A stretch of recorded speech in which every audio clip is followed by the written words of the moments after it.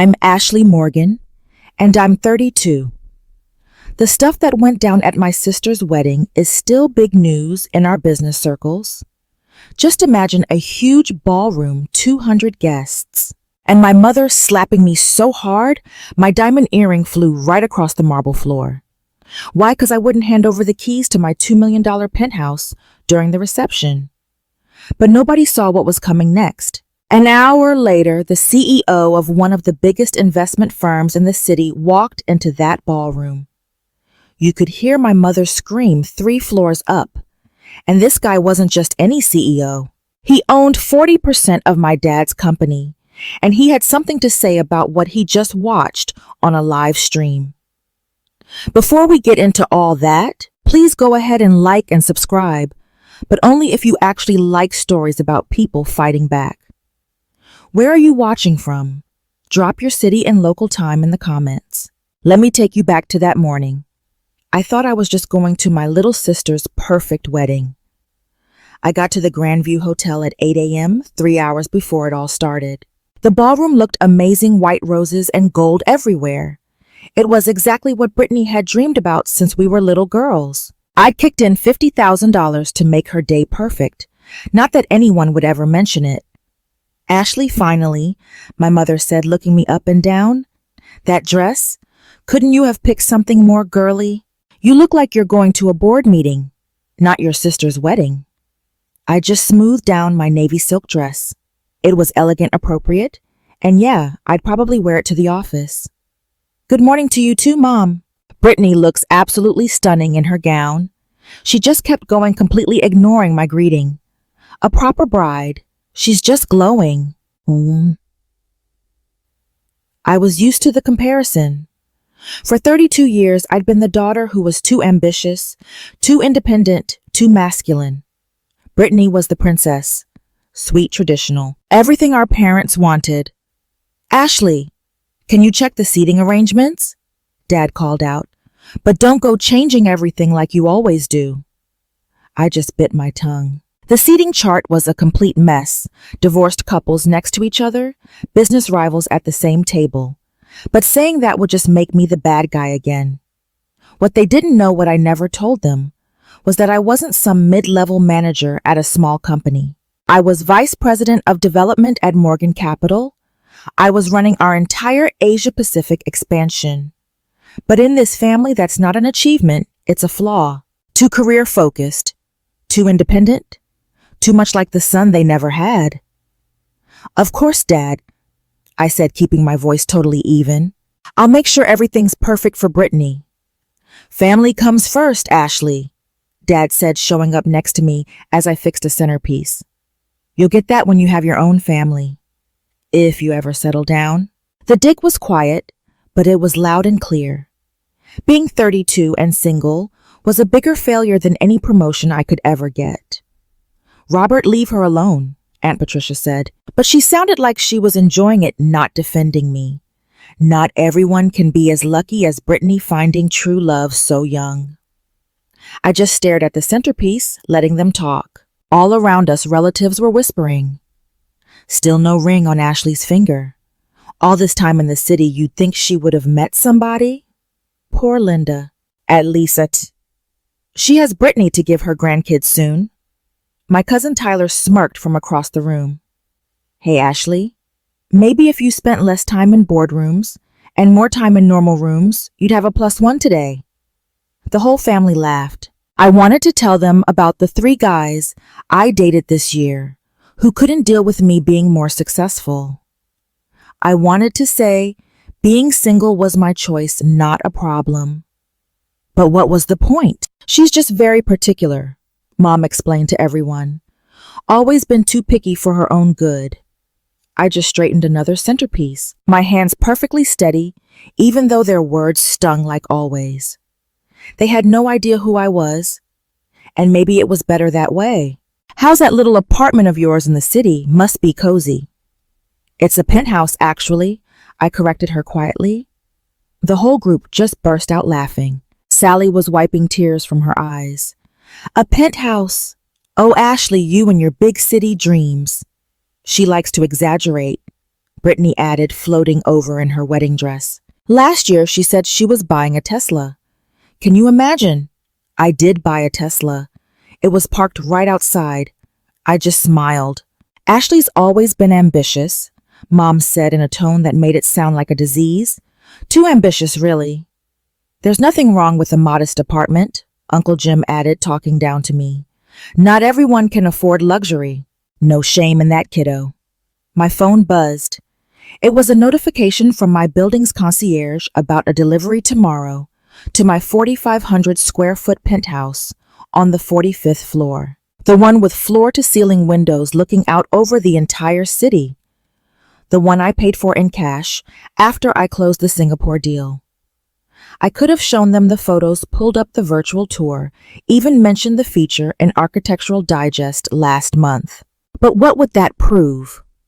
Only that I needed them to approve of me. You're right, Uncle Jim, I said instead. There's no shame in living within your means. Brittany let out that fake little laugh she does. See, Ashley's finally being realistic. The irony was just, wow.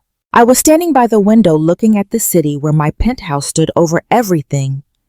It took me 10 years.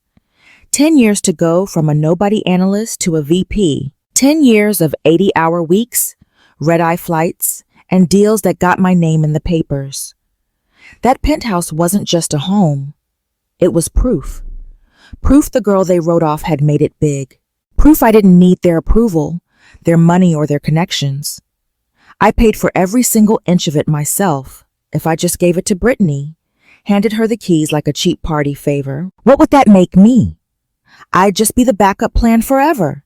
The family ATM, who's only there to make sure the golden child gets whatever she wants. I thought about all the nights I fell asleep at my desk, working on deals that made the company millions. The promotions I earned while they were planning Brittany's engagement parties. The respect I got in boardrooms on 3 different continents. None of it mattered here. To them, I'm just Ashley. Too manly, too into my career, just too difficult. And if I caved now, if I gave up the one thing that proved I was my own person, I'd just be proving them right. Then my phone lit up with a picture from my assistant. It was the view from my penthouse this morning. The sun coming up over the city light, pouring through those huge windows. She wrote, "Your sanctuary is waiting for you, boss." Sanctuary. That's exactly what it was. The only place I wasn't a disappointment or the sister who got ignored. It was where I was just Ashley Hayes, the woman who built something amazing all by herself. I couldn't give that up, not even to keep the peace in the family. Then I heard my mom talking to some guests, our Brittany. I could hear her from across the ballroom. She's everything a mother could want. So graceful, so caring. You know, she volunteers at the children's hospital, and she's going to be such a wonderful wife. The guests all made the right noises. Mom just stood there, glowing, listing all of Brittany's accomplishments, her teaching degree, her perfect engagement, her charity work. She never said my name, not one time. I sent them $50,000 3 months ago when Dad said the wedding was getting expensive. I used my connections to get Brittany's wedding into the city's top bridal magazine. I even used my hotel points to get them a honeymoon suite upgrade. But I was invisible. I was the family ghost who only showed up when they needed cash. "Such a beautiful family," someone said. "You must be so proud of your daughter." "Oh, we are," Dad said with his arm around Mom. "Brittany's made us so happy." Daughter. Singular.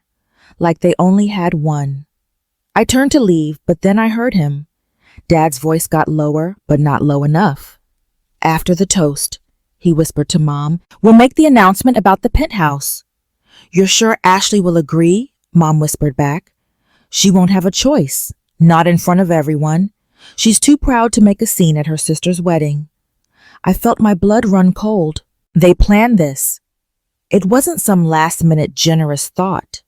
It was a trap set up to corner me in public. "Besides all," Mom added, "what does she even need a penthouse for? It's not like she has a family to fill it." The way she said it so casually, it just knocked the wind out of me. But it also made everything perfectly clear. I wasn't going to play their game. If you've ever felt invisible in your own family, like your hard work doesn't count, unless it fits their story type, I see you in the comments. I see you and your success is real, even if they refuse to see it. What's coming next is the moment everything changed, when our private family issues exploded right in front of everyone. Don't forget to subscribe and hit the notification bell for more stories about drawing the line and picking yourself over their approval. Also, let me know where you're watching from. I love connecting with people who get that. Sometimes the toughest fights are with the people who should be on your side. The party was in full swing when my dad stood up and tapped a champagne glass. The band stopped. 200 guests turned to look at him. Before we continue, he started, his voice booming over the mic. Linda and I want to give Brittany and Jason something special. My stomach just hit the floor. They were really doing this. As you all know, family means everything to us. Dad went on smiling at everyone. And there's nothing we wouldn't do for our children's happiness. Children, plural. But he was looking right at Brittany. That's why we're so happy to announce that Ashley has graciously agreed to give Brittany her city penthouse as a wedding gift. The whole room started clapping. Brittany put her hands to her chest and faked being surprised. But that little smile on her face told me she knew the whole time. Jason just wrapped his arm around her, grinning. "Oh my God, Ashley!" Brittany gushed into her own microphone. "Are you serious? The penthouse?" Every single eye in that room turned to me. I just stood there, frozen with my mind racing. They had set this up perfectly. "Ashley, come on up here," Dad called out, waving me up. "Let's get the whole family together for this." Everyone kept clapping. People were smiling, nodding, some even had tears in their eyes, thinking this was some big, beautiful gesture. I spotted my boss's wife at table 12 and 3 big clients over at table 8. My entire professional life was scattered around this room, watching me, expecting me to just smile and play the part of the generous sister. This wasn't just an ambush. It was a hit job on my life. I put my champagne glass down and got up slowly. The room went dead silent, waiting. "I'm sorry, what?" My voice cut through the silence, no microphone needed. Dad's smile twitched a little. "Your penthouse, honey. It's for Brittany and Jason." "You and I never discussed this," I said, keeping my voice even, totally professional.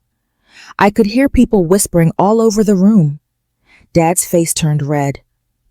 "Don't be selfish on your sister's big day," he said right into the mic, making sure everyone heard him. "Dad, this is not the time or place. We can talk about this later." "There's nothing to talk about," Mom said, grabbing the mic from him. "It's a wedding gift. From the family. It's my house," I said, keeping it simple, and I didn't agree to anything. The whispers got louder. I could hear people saying, "How could she do that on her sister's wedding day? So selfish." And right on cue, Brittany's eyes filled with tears. "Ashley, I thought you'd be happy for me. Your happiness doesn't depend on you taking my home, Brittany." "It's just a building," Dad boomed into the mic. "You can always buy another one." "Then you buy her one," I shot back. People were gasping all over the ballroom. I swear a woman at table 3 actually clutched her pearls. The wedding photographer didn't miss a beat. His camera just kept clicking away. "Ashley, come on," Jason chimed in, trying to play peacemaker. "We take really good care of it." "I'm sure you would," I said, "but the penthouse isn't available." Mom's face was turning a scary shade of purple. Dad looked like he was about to blow a gasket. And Brittany, her sweet little mask was cracking, and something real ugly was showing through. "Come on, Ashley," Aunt Sally yelled from her table. "It's for family. You don't even have a family to fill that place," Uncle Jim added. "Brittany needs it more than you do. She's getting married, starting her life." Someone else chimed in. "What do you even need all that space for?" The pressure was coming from everywhere. Every comment was just another stone trapping me in. "Be reasonable," my cousin Tyler yelled out. "Stop making this so hard. It's not like you can't afford another place. Aunt Patricia added, with that big important job of yours. You could practically taste the sarcasm. They still didn't believe I was actually successful. Even now, they figured the penthouse was some kind of fluke or that I was just showing off. It's generous of you to assume things, I said, my voice steady, even though I was falling apart inside. But my money situation isn't up for a public vote. Everything is always about money with you, Mom spat into the microphone. Your sister's happiness should be more important than a building. Well, if Brittany's happiness depends on taking what's mine, maybe we need to talk about that. More gasps. I'm pretty sure someone in the back actually booed. The photographer was still taking pictures, the flash going off like a strobe light. And through it all, I kept my hands steady. No shaking, no tears. I've gone head to head with CEOs who eat people like me for breakfast. I've stood my ground in meetings where millions of dollars were on the line. I wasn't about to break down now, not in front of people who spent my whole life making me feel small. The penthouse is not available, I said again, making every word count. My phone was buzzing like crazy in my purse. I pulled it out, just needing a break from all the death stares. 3 missed calls from MC. Then a text that made my heart pound. Saw the live stream. On standby. Live stream. I glanced around and there it was, Jason's younger brother's phone propped up on table 6, streaming this whole disaster on Facebook Live. That little red live icon was blinking, basically laughing at me. How many people were watching this nightmare in real time? Another text from MC popped up. Your call. Just say the word. That was from David Mitchell, my mentor, my boss, and funny enough, the man who owned 40% of my father's company. Of course, Dad had no idea his silent partner and his daughter's boss were the same guy. We'd kept that a secret for exactly this kind of emergency. Ashley, put your phone away, Mom snapped at me. This is family time. Really, because it looks like it's a public show? I said, nodding at the live stream. Your son-in-law's family is broadcasting this for the whole world to see. Jason's brother snatched his phone, but it was way too late. God knows how many people had already watched my parents try to publicly shame me into giving away my home. Wait for my signal.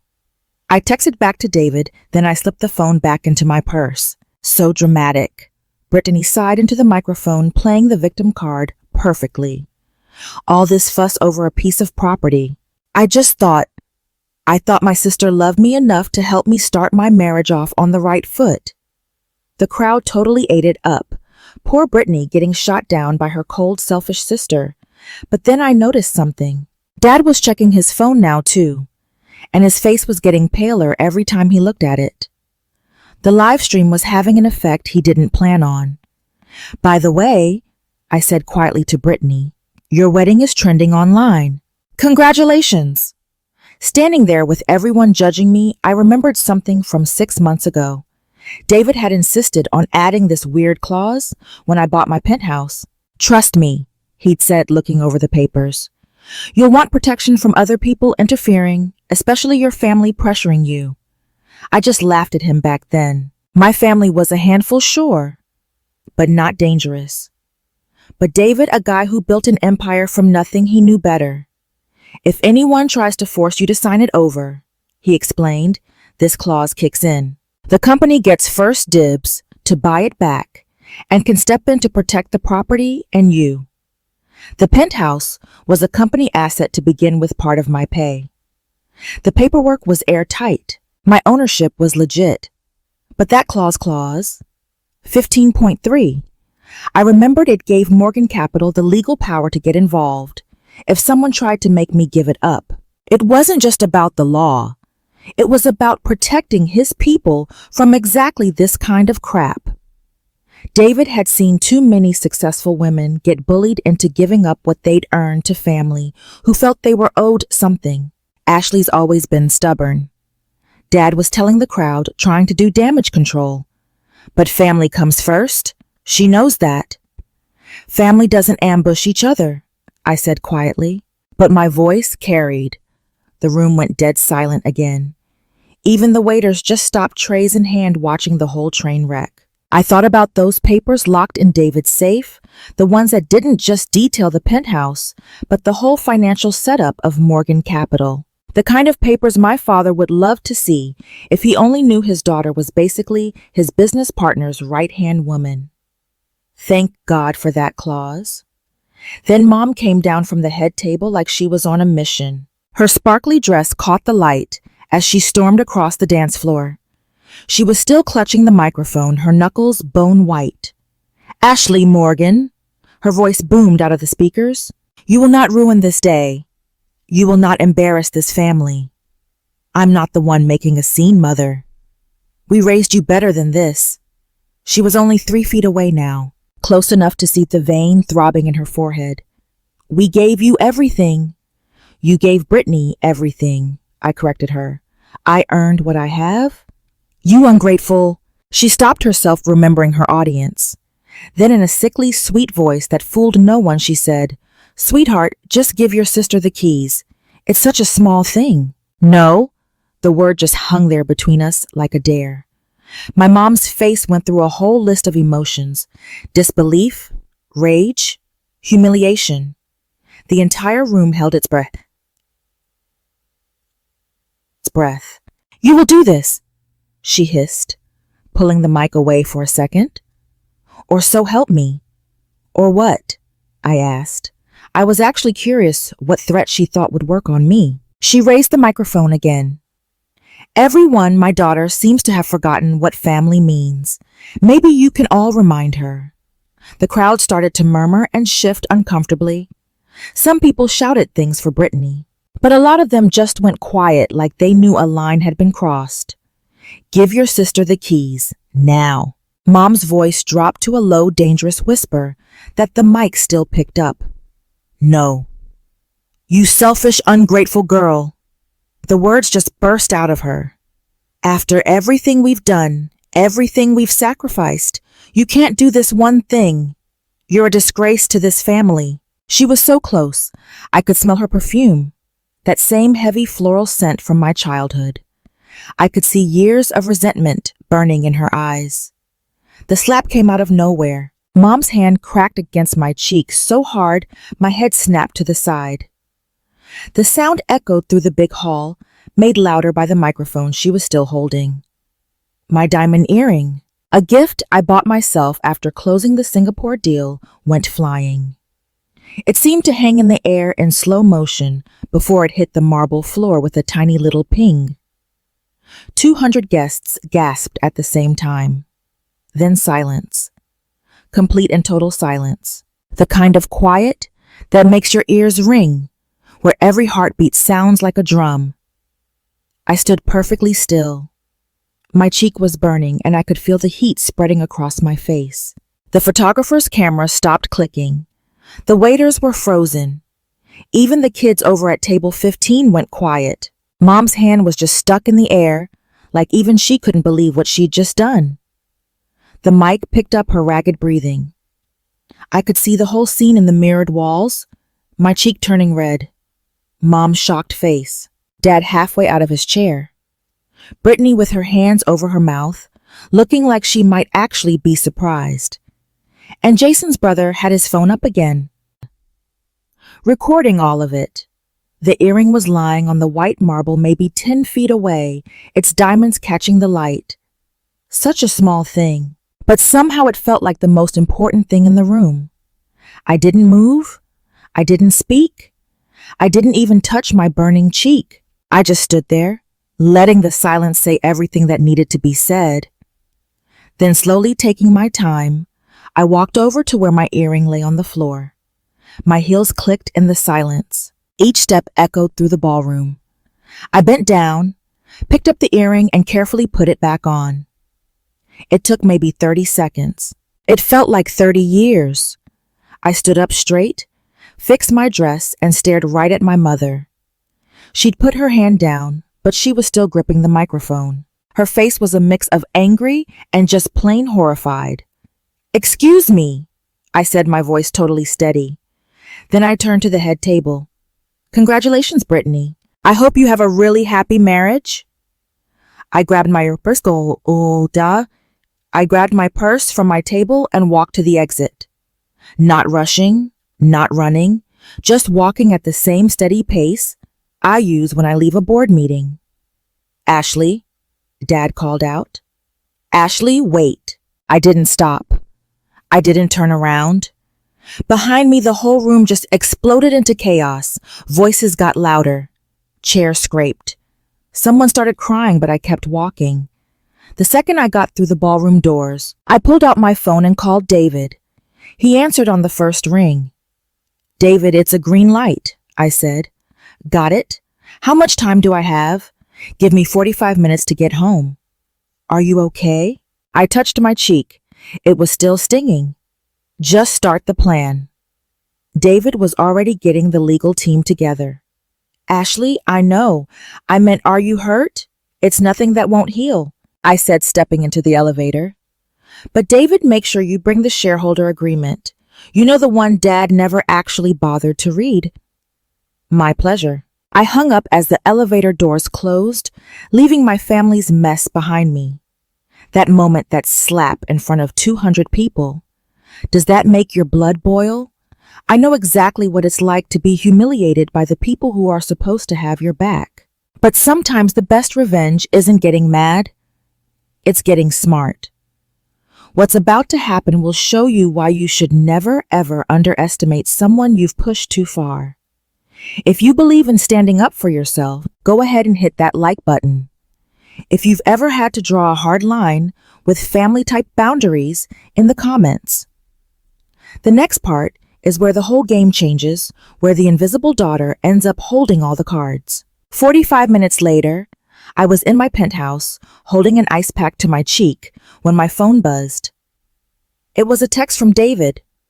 Entering the building now. I changed into jeans and a comfortable sweater.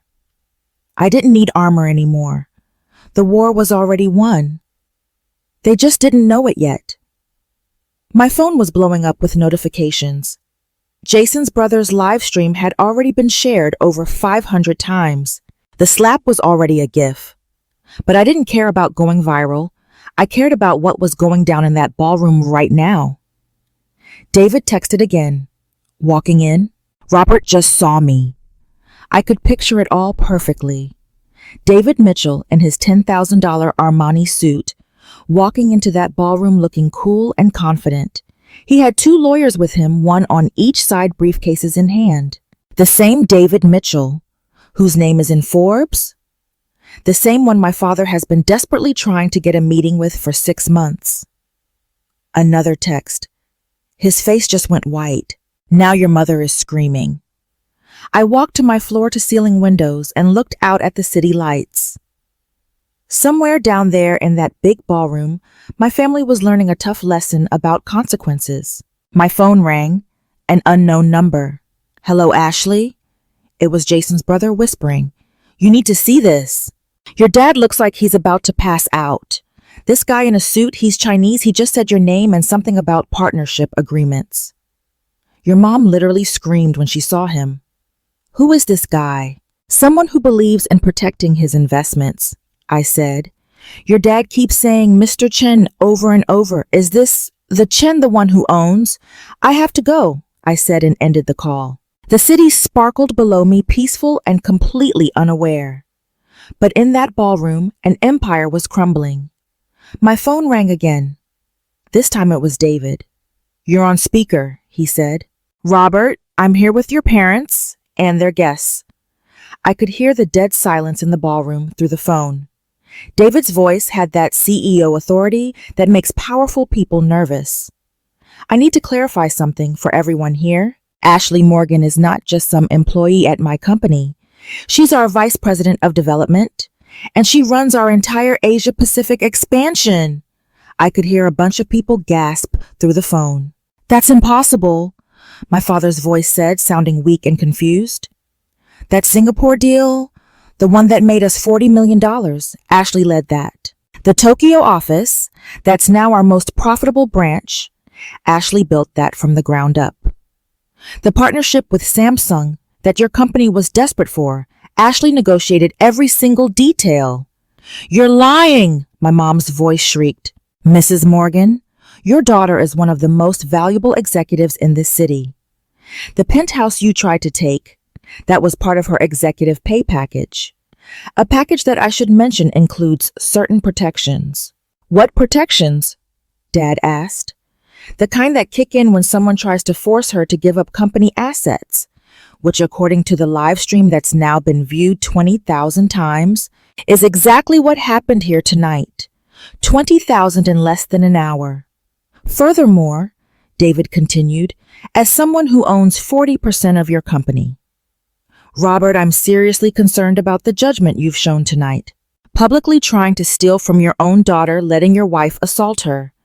This raises serious questions about your leadership. You can't do this. This is family business, Dad sputtered.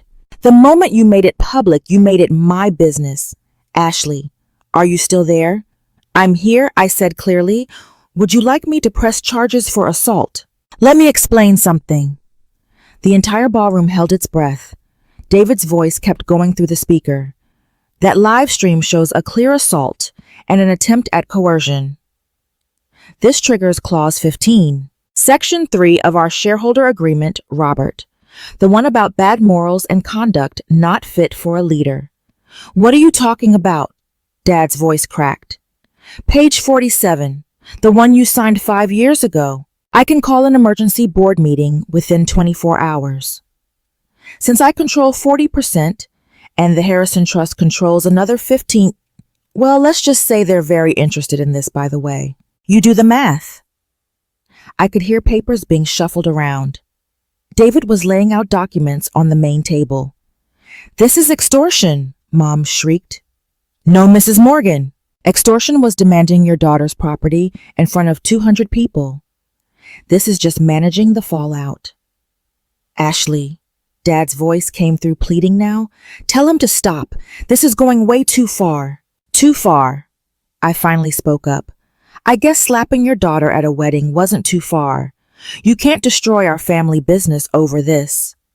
I'm not destroying anything, I said calmly. I'm protecting what's mine and my own dignity. David is protecting his investment. If your behavior threatens that, that's on you. That video is everywhere, someone whispered in the background. It's on Twitter, Facebook. The local news just picked it up. Here's what's going to happen, David announced. Robert, you have 48 hours to publicly apologize to Ashley. A real one, not some PR garbage. You'll admit what she's accomplished and that she has a right to her own property. Linda, you'll do the same. And you'll stay away from Ashley for good. Or what? Mom demanded. Or I use my power as the major shareholder. Your company needs my money for that expansion project. Without it, you're looking at bankruptcy in about 6 months.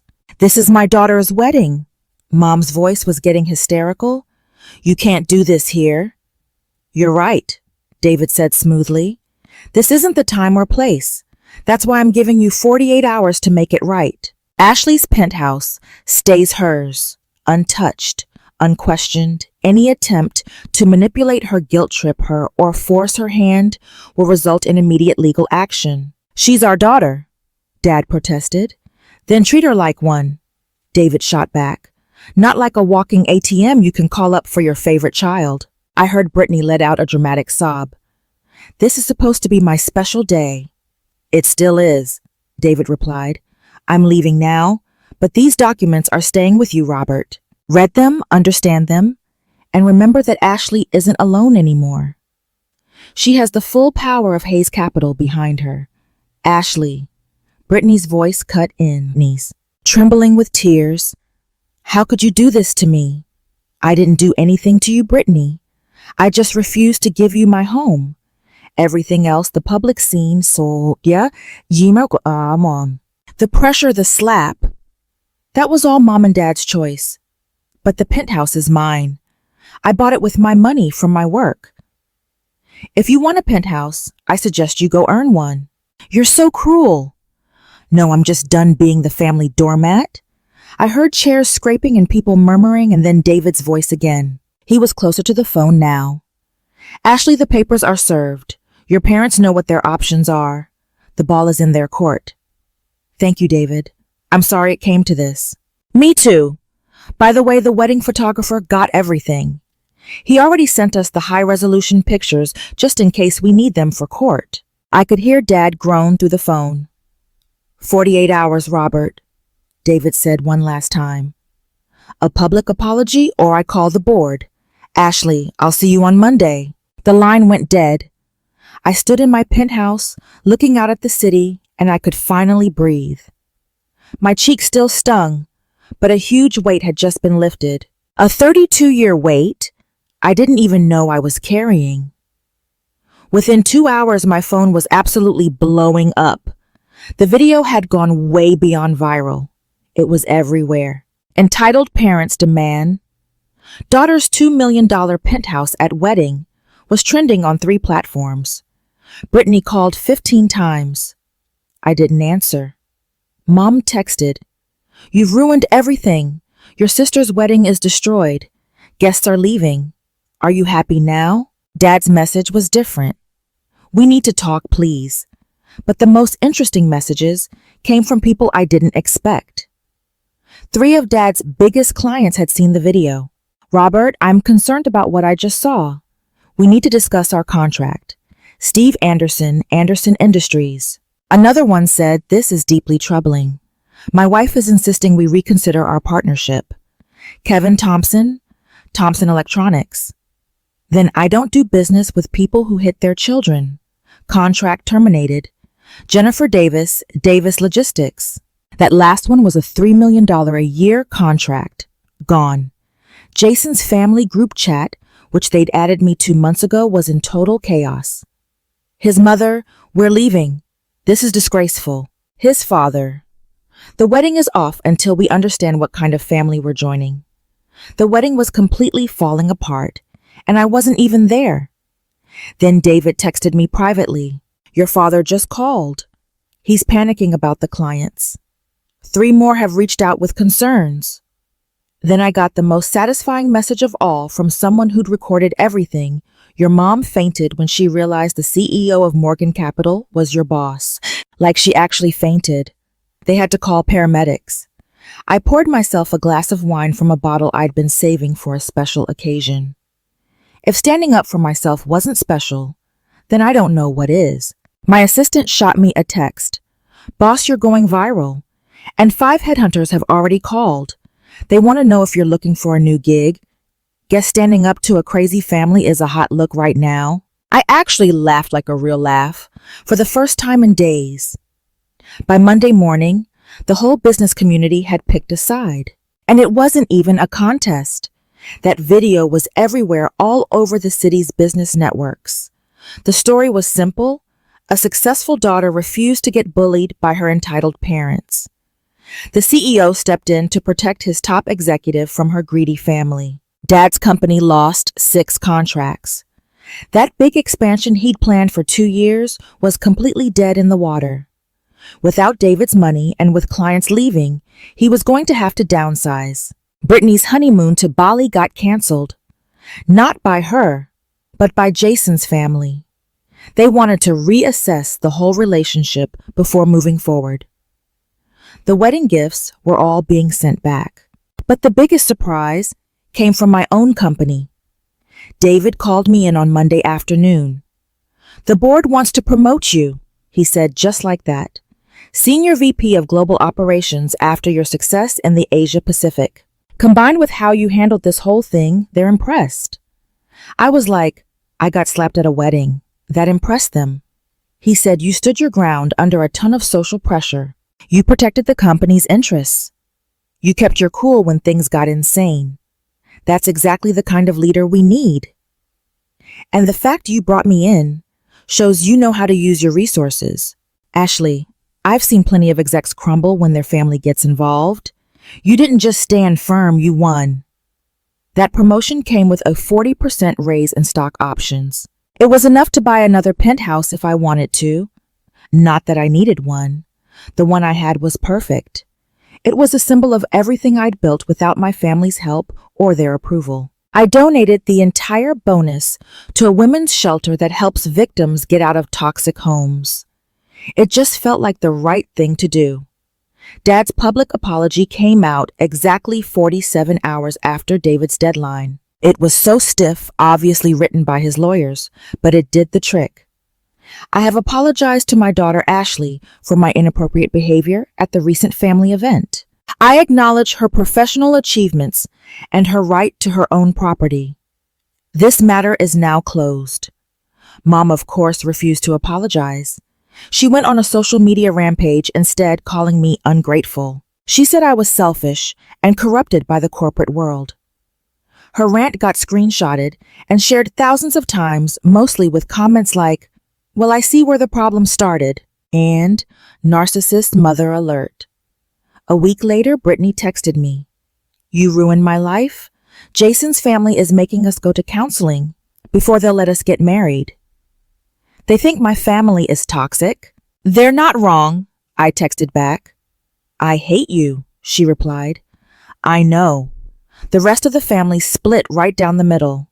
Some sided with my parents, saying family always comes first. But others reached out to me privately, sharing their own stories of being the family scapegoat, the ATM, the one who was never good enough. My cousin Tyler messaged me, "I'm so sorry for what I said. I didn't know they treated you like that all the time." My Aunt Barbara wrote, "Your mother is my sister, but she was so wrong. I'm proud of you for standing up for yourself." But the most surprising text was from Jason. "I had no idea about the Penthouse ambush. I would have stopped it. Brittany needs to grow up, and maybe this is the wake-up call she needs. I'm sorry your mom hit you." That was assault, plain and simple.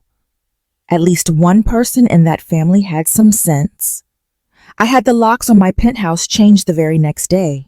I gave building security a list of people who were permanently banned from the property. My parents' names were right at the top.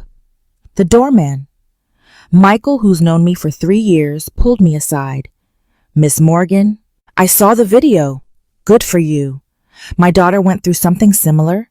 Just because they're blood doesn't make them family, you know." I knew. I blocked my entire immediate family on all my social media. No big announcement, no explanation. I just quietly cut off their access to my life. My work became my whole world. The promotion had me managing teams across 12 countries. I poured myself into it, building something that mattered without my family's expectations weighing me down. David became more than a boss. He became the mentor my father never was. One morning over coffee, he said, "You know, the best revenge is just living a great life without them." 3 months later, I got a text from a random number. It was a picture of Brittany's wedding gift, the one I'd sent after all the drama died down. A certificate for 6 months of family therapy sessions. "This is insulting," the message said. I replied, "It's necessary." Then I blocked that number too. My penthouse finally became what it was always meant to be, my safe space. A place where no one could make demands or tear me down. The floor-to-ceiling windows looking out over the city were a daily reminder that I built something they could never take from me. Not for a lack of trying, though. 6 months later, things had settled down. I was thriving. The senior VP job landed me a feature in Forbes 40 Under 40. The article didn't mention the wedding mess at all. It just focused on my new strategies for the Asian market. Dad's company got back on its feet, but never recovered. He looked like he'd aged 10 years in 6 months. I heard through some business contacts that he started going to therapy. Too little, too late. It wasn't much, but it was a start. Mom just doubled down on her whole victim act. She told anyone who would listen that I was some ungrateful daughter who chose money over family. But most people had already seen the video. They knew better. And Brittany's marriage to Jason, it lasted exactly 4 months. The therapy sessions uncovered some real problems with her. She felt entitled, couldn't take responsibility, and expected everyone else to foot the bill. Turns out Jason's family was right to be worried. The divorce was quiet, but it was over for good. She texted me one time saying, "I hope you're happy. You got what you wanted." I just replied, "I got what I earned. There's a difference." The people at Morgan Capital, they became my real family. We celebrated wins together. We helped each other through tough times, and nobody ever asked me to shrink myself to make them comfortable. David and his wife even invited me to their family dinners. His daughters who were in college told me they looked up to me. The older one said, "You show us that we don't have to make ourselves smaller for anyone." That meant more than anything my birth family could have ever said. So what did I learn from that train wreck of a wedding? That blood doesn't make you family. Respect does.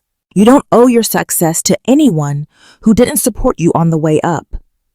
And sometimes the most powerful response to toxic people is just silence.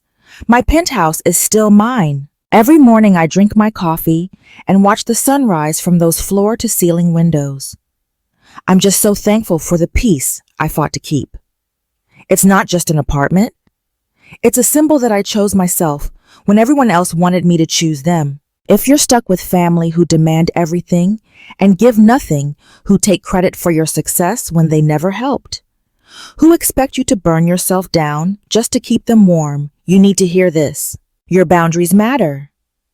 Your success is yours and nobody else's. Your peace is worth more than their approval. And you don't owe anyone your achievements just because you share some DNA. You don't have to take disrespect just to keep things from getting messy. And you for sure don't have to put up with abuse, whether it's a slap in the face or years of them making you feel small. Yeah, the price for my freedom was high. I lost my birth family, but what I gained was so much better self-respect, real relationships, and a life lived on my own terms. Look, your story might be different, but the lesson is the same. You deserve to be celebrated, not just tolerated. Pick people who pick you every single day, not just when they want something. So what boundary do you need to set today? Thanks for listening to my story. If you've ever had to choose between your family's approval and your own self-respect, just know you're not alone. Comment "Boundaries Matter" below if you believe in protecting your peace. Share this story with someone who needs a reminder that it's okay to choose yourself. And don't forget to subscribe and hit the bell for more stories on setting healthy boundaries and building the family you choose. I'm curious. Are you Team Ashley? For me standing my ground? Or do you think family should always come first? Drop your thoughts in the comments. Remember, your peace of mind is not up for debate.